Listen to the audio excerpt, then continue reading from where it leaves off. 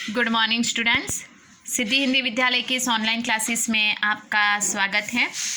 अब बच्चों यहाँ पे हमारा ये जो लेसन चल रहा है वो व्याकरण में समास का है, जिसमें हमने पूर्व पद उत्तर पद देखे, जिसमें हमने दो पदों के बीच में प्रत्यय विभक्ति किस प्रकार से आती है वो भी देखा, जिसमें हमने हिंदी भाषा के भीतर समास के 6 प्रकार है, कौन कौन से उसकी भी हमने चर्चा की। पहला प्रकार है तत्पुरुष, दूसरा है द्वंद्व, तीसरा है द्विगु, चौथा है कर्मधारय, पांचवा है बहुव्रीहि और छठा है अव्ययी भाव समास। तो बच्चों हमारे यहाँ पे सारे के सारे समास के प्रकार हो गए हैं। अब यहाँ पे जो पाठ में आए हुए हैं अर्थात 10वीं वालों के जो सिलेबस में जितने भी समास है वो समास मैं आपको यहाँ पे बता रही हूँ, लिखवा रही हूँ, ठीक है। तो आगे वाले वीडियो में करीबन बच्चों हमने यहाँ पे मृत्युंजयी है ना, मृत्युंजयी तक हमने यहाँ पे शब्द देखे थे। मृत्यु को जीता है जिसने, मृत्यु को जीता है जिसने, तो अमर बहुव्रीहि समास का प्रकार है। उसके बाद यहाँ से शुरुआत करेंगे वापस। जन्म योजक चिन्ह लगा है बीच में, फिर मरण, तो जन्म और मरण, तो जन्म और मरण के बीच में और लगा हुआ है 2 मात्रा, तो द्वंद्व समास का प्रकार है ये। उसके बाद धर्माधर्म, धर्माधर्म, तो उसका विग्रह करने पर धर्म और अधर्म। समझ में आया? देखो यहाँ पे ये संधि आप बोलोगे कि धर्म प्लस धर्म आता है, धर्म और धर्म, धर्म और धर्म नहीं आएगा, धर्म और अधर्म। क्यों? क्योंकि धर्माधर्म यहाँ पे जिस प्रकार से देखो स्वर संधि है। समझ में आया आपको यहाँ पे? ठीक है, तो यहाँ पे धर्म प्लस और अधर्म, तो और आया है 2 मात्रा वाला, मतलब द्वंद्व समास। उसके बाद हाथों हाथ, हाथों हाथ, हाथ ही हाथ में, हम कहते हैं ना हाथों हाथ मैंने दे दिया, हाथों हाथ उसको पैसे दिए, तो हाथों ही हाथ में मतलब अव्ययी भाव समास। मैंने आपको बताया था जुड़वा जैसे दिखने वाले शब्द, दिनों दिन, रातों रात, हाथों हाथ, ऐसे शब्द आए तो हमें क्या लिखना है, तुरंत समझ जाना है कि वो अव्ययी भाव समास है, ठीक है बच्चों। उसके बाद नीलगाय, नीलगाय, अब विग्रह करो शब्द का। नील है जो गाय, नील है जो गाय, तो मतलब यहाँ पे ये कर्मधारय, कर्मधारय की परिभाषा क्या है? विशेषण विशेष्य, गाय विशेषण, गाय का रंग कैसा है? नीला, मतलब नीला रंग यहाँ पे विशेष्य आएगा। समझ में आया? उसके बाद देश निकाल, देश निकाल, ये शब्द का विग्रह करेंगे तो बच्चों देश से निकाला गया, देश से निकाला गया, से का के लिए में पर से, याद आया कुछ? किस में आएगा? तत्पुरुष समास में। अब बच्चों थोड़ा यहाँ पे और आगे बढ़ते हैं, तो यहाँ पे दूसरे जो शब्द मैंने लिखे हुए हैं उसका परिचय मैं आपको करवा रही हूँ। तो यहाँ पे बच्चों जिस प्रकार से ये लिखा हुआ है, ठीक है, तो उसकी चर्चा यहाँ पे हम कर लेते हैं। देखो गोरा चट्टा, दोनों के बीच में योजक चिन्ह लगा है, विग्रह करेंगे तो गोरा और चिट्टा, तो यहाँ पे गोरा चिट्टा, तो यहाँ पे और 2 मात्रा वाला है तो द्वंद्व समास में आएगा। उसके बाद जटाजूट, जटाजूट, तो यहाँ पे जटाओं का बना समूह, जटाओं का बना समूह, तो ये द्विगु में नहीं आएगा, द्विगु में संख्या आती है। समझ में आया? जटाओं का समूह, तो का के लिए में पर से, विभक्ति ध्यान में रखनी है, ठीक है। इसके लिए ये समास का कौन सा प्रकार है? तत्पुरुष।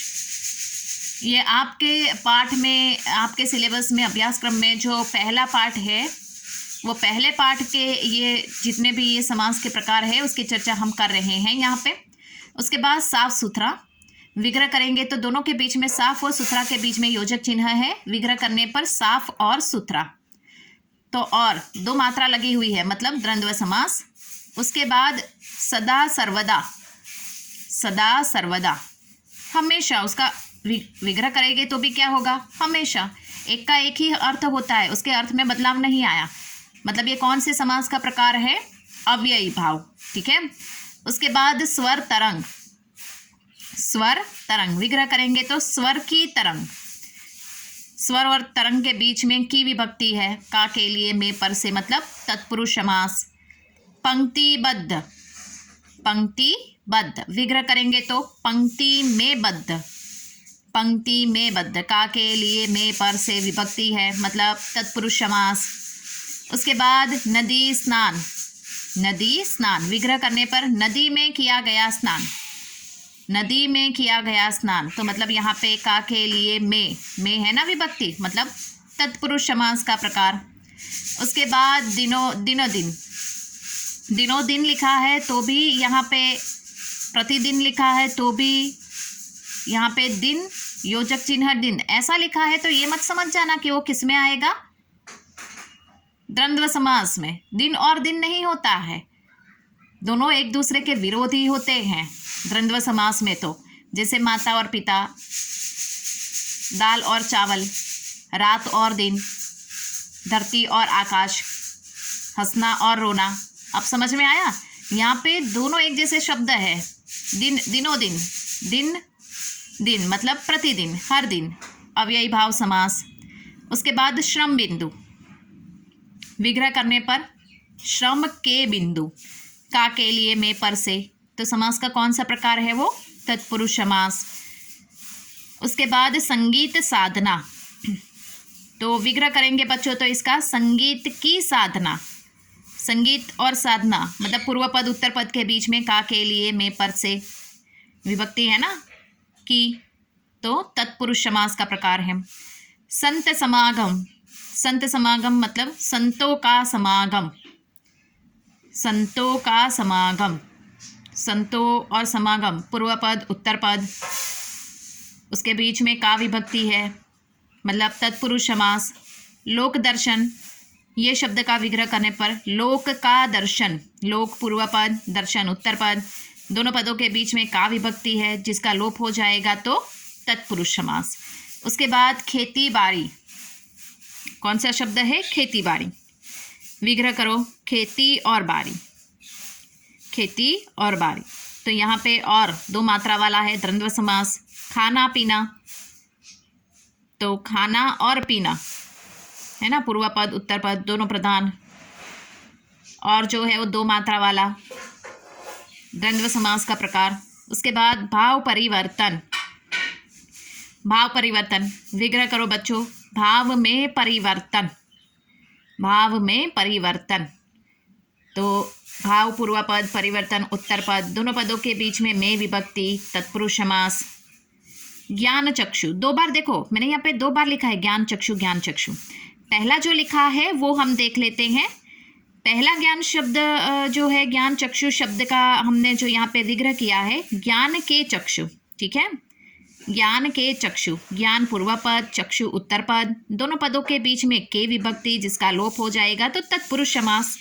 उसके बाद दूसरा ज्ञान चक्षु वही शब्द है लेकिन उसका विभक्त यहाँ पे उसका विग्रह करने पर ज्ञान रूपी चक्षु, कर्मधारय, कर्मधारय की परिभाषा क्या है यहाँ पे, चक्षु विशेषण है ना, उसकी तुलना ज्ञान, ज्ञान के चक्षु, तो ज्ञान विशेष्य।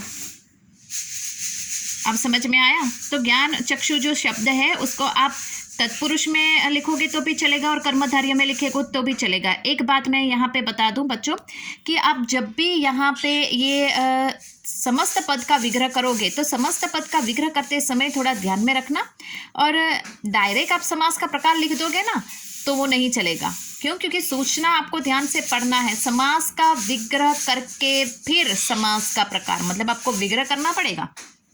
दूसरी एक बात बता दूं, आप विग्रह करते हो, जैसे ज्ञान चक्षु शब्द है, उदाहरण के तौर पे ले लीजिए, ज्ञान चक्षु शब्द पूछा गया है जिसमें आपने लिखा ज्ञान के चक्षु, ठीक है, विग्रह किया ज्ञान के चक्षु, और फिर आपने बाजू में लिखा कर्मधारय समास, तो वो गलत है।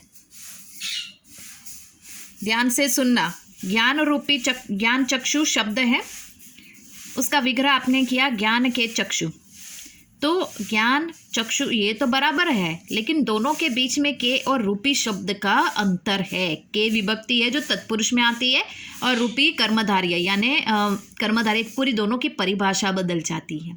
आप ज्ञान के चक्षु लिखोगे, विग्रह आपने तत्पुरुष का किया, विभक्ति तत्पुरुष की लगाई और फिर आप प्रकार लिखते हो कर्मधारय का, तो गलत हो जाएगा पूरा।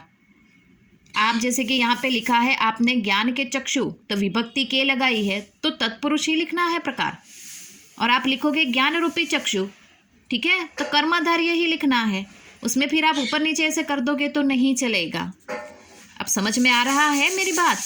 ध्यान से थोड़ा सुनिएगा इस वीडियो को, ठीक है।